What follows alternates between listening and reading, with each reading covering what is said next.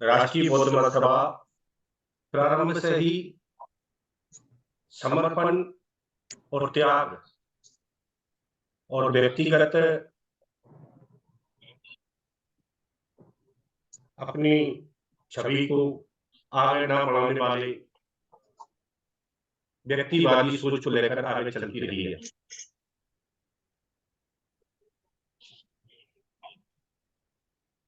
एक इसमें खास बात हमें ये लेकर चली थी प्रारंभ से ही कि बौद्ध धर्म को पुनर्स्थापित एवं सफल कैसे कर सकते हैं।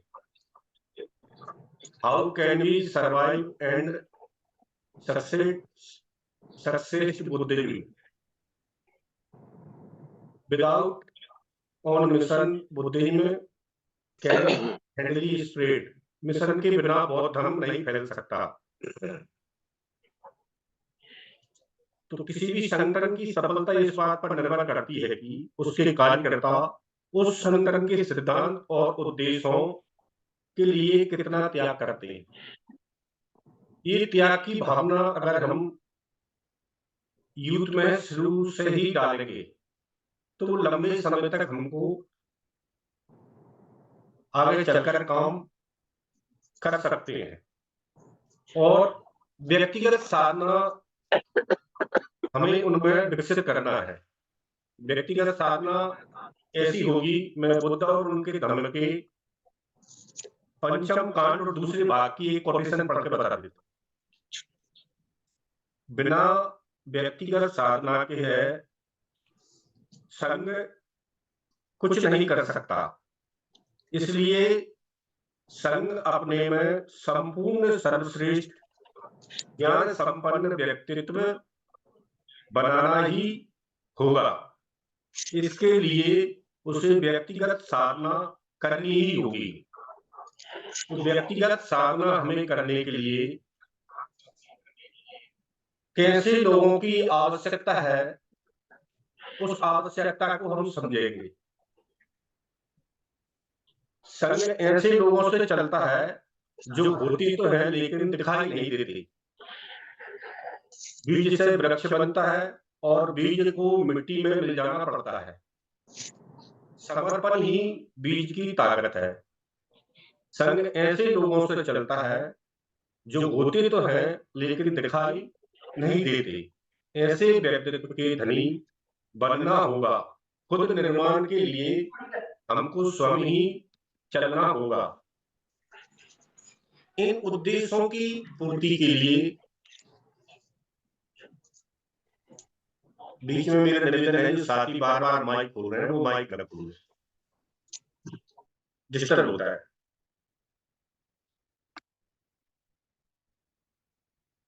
आपको मंजिल तक पहुंचाने का काम करना होगा। मन के भीतर एक दीपक जलाना चाहिए। ये दीपक ही आपको मंजिल तक पहुंचाएगा। तो ये कार्य करने के लिए जब लंबे समय तक संगठन चलता है तो बीच में इसमें शिथिलता आती है। तो उसमें 5-6 प्रकार की शिथिलताएं हम जो कैडर चलाते थे 2009 से और 14-15 तक आचार्य जी ने कैडर चलाया, तो ये 2-3 बातें खास करके रखते थे, हमें इसको लंबे समय तक कैसे चलाना है। तो ये बातें हमें संगठन में नहीं लाना है। और ये बातें ना इसलिए ये धम्म सेवक संघ का कॉन्सेप्ट जो हमारे संस्थापक जी हैं उनके द्वारा लाया गया है कि ये प्रक्रिया ना आए लोगों में। कौन सी प्रक्रिया है? पहला है सुख परक कार्यकर्ता, कंफर्ट लिविंग कैडर होकर हो जाते हैं। सुख की चाहत न होने पर भ्रष्टाचार की आवश्यकता नहीं होती है। और इसे भाई साथी अच्छी तरह से जानते हैं, उत्तर प्रदेश के साथी, कि सुख परक कार्यकर्ता होने के कारण कैसे हमारा मानवर कांशीराम साहब का एक त्याग और समर्पण धीरे धीरे धूमिल होता जा रहा है। कबीरदास जी ने भी कहा है कि साधु भूखा भाव का, धन का भूखा नाय, धन का भूखा जो फिरे तो वह साधु नाय। दूसरा है प्रतिष्ठा गृहत नेतृत्व पद लोलुपता। स्टेटस कॉन्शियस लीडरशिप, जिस पद पर है उस पद पर गुरूर होना चाहिए, किसी को कुछ ना समझना और छोटे कार्यकर्ता को न समझना, ये हमारे लिए आगे चल के घातक न हो। तो स्वयं हमारे संस्थापक जी एक छोटे स्तर के कार्यकर्ता से लेकर उच्च स्तर के कार्यकर्ता से एक समान भावना से कार्य करते हैं, उनके साथ बैठते हैं और खाना भी खाते हैं। और जैसा सभी साथी खाना खाते हैं, वही खाना हमारे सभी पदाधिकारी भी खाते हैं। तो ये हम जैसा जैसा बोलते हैं वैसा करते भी हैं और व्यक्तिवादी सोच को भी आगे नहीं बढ़ाते हैं। ये स्टेटस कॉन्शियस लीडरशिप हमारी राष्ट्रीय बौद्ध महासभा में नहीं है।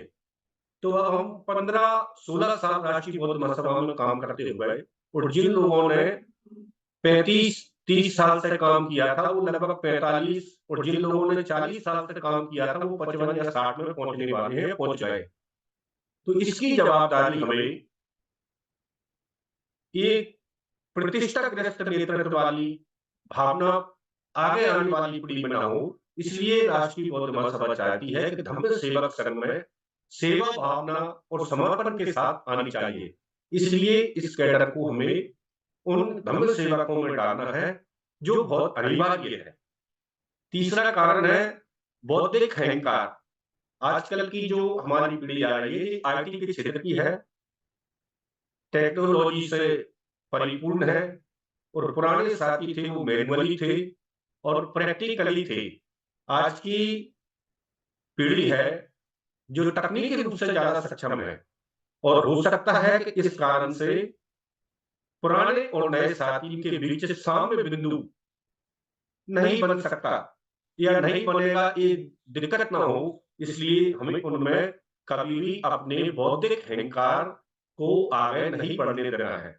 बुद्धि उनकी है, उनकी जमाने की, लेकिन उनमें कभी ऐसा ईगो ना आए और ईगो हटना हो वो कभी कि हम टेक्निकल हैं, तकनीक से हम परिपूर्ण हैं, लेकिन हमसे कोई काम नहीं लिया जा रहा है। ये बीमारी से हमें उनको बचाना है। इंटेलेक्चुअल ईगो उनमें ना आए, नहीं तो फिर क्या होगा कि you can win argument but loss the man.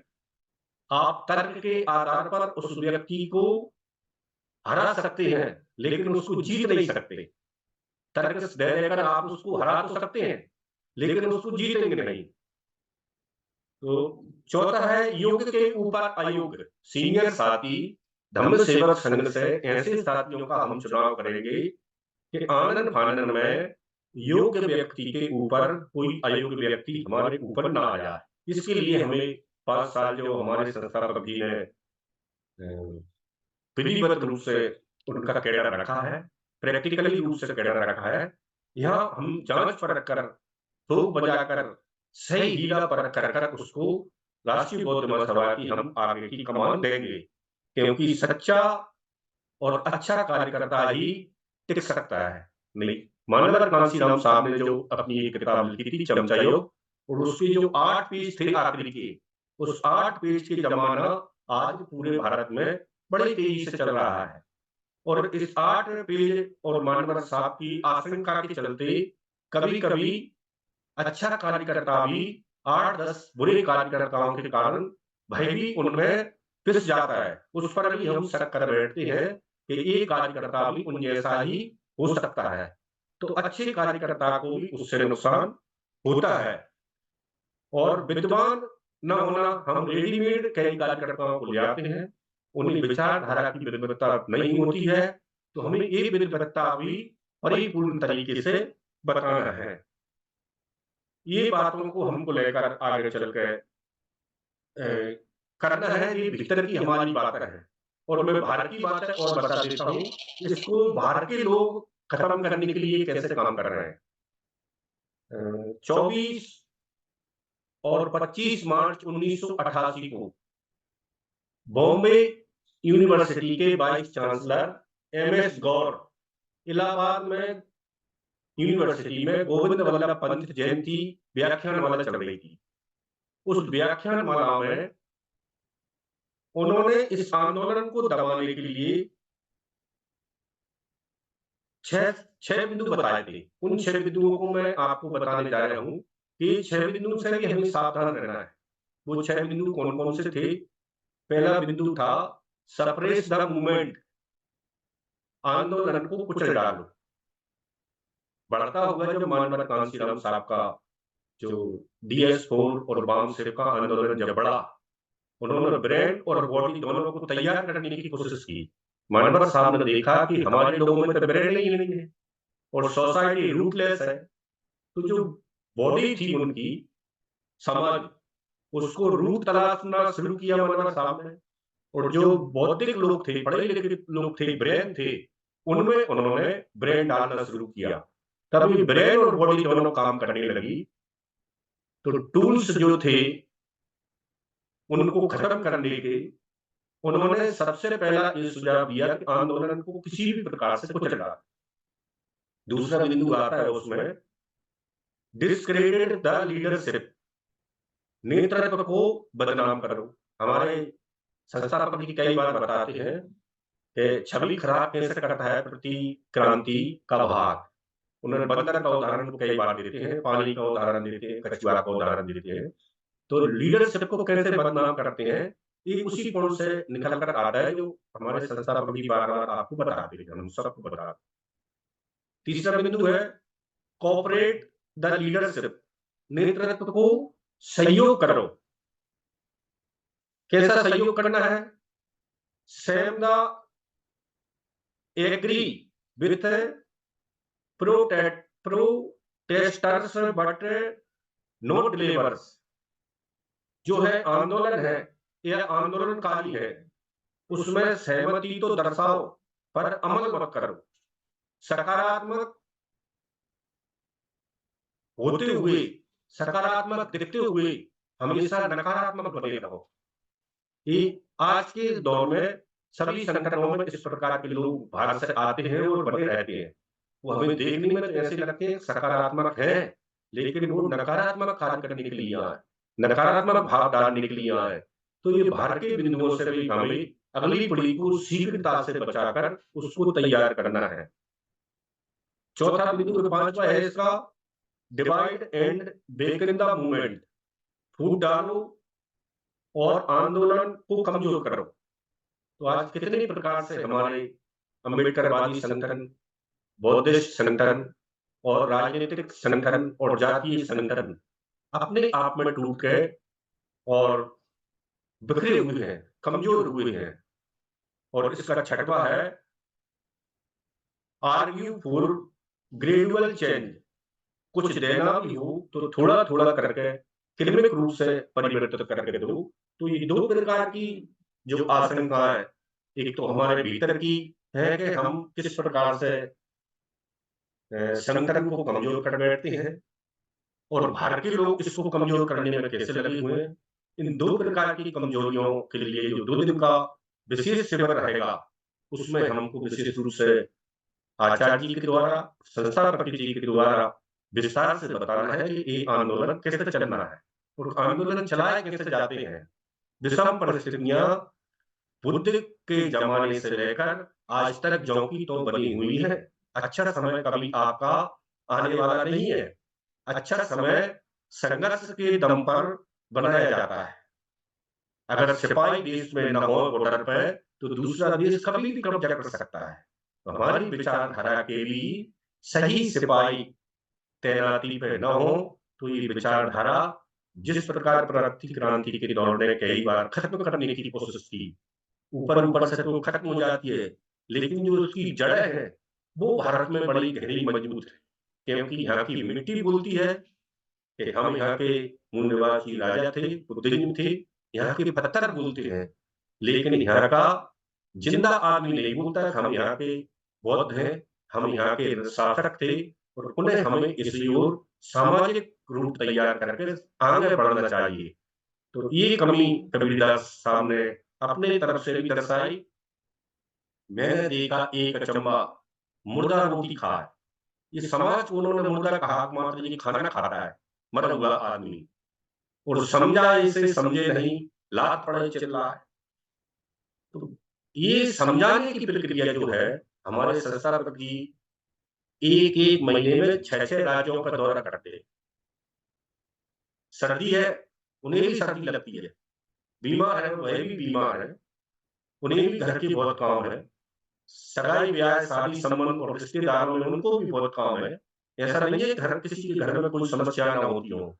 पारिवारिक समस्या सबके पास है, लेकिन मिशन के काम को करने के लिए जो निकलते हैं, तो परिवार वाले भी धीरे-धीरे सोचने लगते हैं कि ये नहीं समझ सकता। अब इसको ये माना कांशीराम साहब वाली बीमारी लग गई। ये बीमारी इसकी जीवन भर अब जाने वाली नहीं है। आईएएस वाला वो एक मनोहर साहब का बहुत वायरल होता है। एक आईएएस उससे पूछता है कि आपको बीमारी क्या है? कि वही तो मैं बताने वाला हूँ, आप मुझे अंदर तो आने दीजिए कि मुझे क्या बीमारी है। तो ये बीमारी हम सबको हो जाना चाहिए और ये बीमारी आगे की पीढ़ी में भी आना चाहिए कि समय किसी का कभी भी अच्छा नहीं होता। समय को अच्छा बनाया जाता है। संघर्ष से सुरक्षा की जाती है, डिफेंस किया जाता है। तो इनको हमको बचाना ही होगा और अगली पीढ़ी को हमको ये संघर्ष और विचारधारा देनी होगी। तो सभी प्रदेश के साथियों से निवेदन है कि सही समय से पहले 17 और 18 मार्च का कार्यक्रम है, तो आप अभी आपके पास 20 दिन का समय है। आप 5 या 10 तारीख 10 मार्च तक किसी भी स्थिति में क्लियर कर देने की कृपा करें कि हमारे यहाँ से इतने साथी, इतने मंडलों से इतने साथी आ रहे हैं और इतने टिकट बुक हो चुके हैं। उसी प्रकार से वहाँ व्यवस्था की जाएगी और व्यवस्था के अभाव में कार्यक्रम बिगड़ जाता है, समझ में नहीं आता है और जिस उद्देश्य को लेकर हम आते हैं, वह उद्देश्य पूरा नहीं होता और हम व्यवस्थाओं में लग जाते हैं। संस्थापक जी व्यवस्था में चिंतित हो जाते हैं कि आपको रजाई कितनी लानी है, आपको गद्दा कितने लाने हैं, आपको फर्श कितने लाने हैं, आपको खाना क्या देना चाहिए, कितने लोग हैं सुबह तो आनन-फानन में राशन कहाँ से आना चाहिए। ये बातों में हमारा समय खराब हो जाता है। अगर किसी को ज़रा भी कमी रहती है, तो फिर वह रूठता है और अगले 4-5 कार्यक्रमों तक भ्रास निकाल कर वह जुड़ता भी नहीं है और सुनता भी नहीं है। तो आप सभी से निवेदन है, जवाबदार साथी 58 जुड़े हुए हैं, अपने-अपने प्रदेश की सूची किसी भी हालत में हमारे पास 5 या 10 मार्च तक आ जाना चाहिए। इसके बाद उसमें ज़्यादा प्लस नहीं होना चाहिए, थोड़ा बहुत हो तो चल जाएगा और होता है 10% तो हर कार्यक्रम में हम मार्जिन लेके चलते हैं। लेकिन ये 50% का मार्जिन हो जाएगा एकदम से मेला जैसा, तो फिर जिस उद्देश्य को हम लेकर आते हैं, वो उद्देश्य की तरफ से हमारा दिमाग डाइवर्ट हो जाता है। और जो चीज़ हम बताने वाले होते हैं, वह चीज़ हम नहीं बता पाते। इस प्रकार की जो बात है वो हमें आगे समझकर कार्य को करना होगा। अब मैं संचालक जी से निवेदन करना चाहता हूँ कि शेष समय जितना है बचा है, हम संस्थापक जी को दें तो बहुत अच्छा रहेगा। माननीय संस्थापक जी की ओर मैं निवेदन करता हूँ।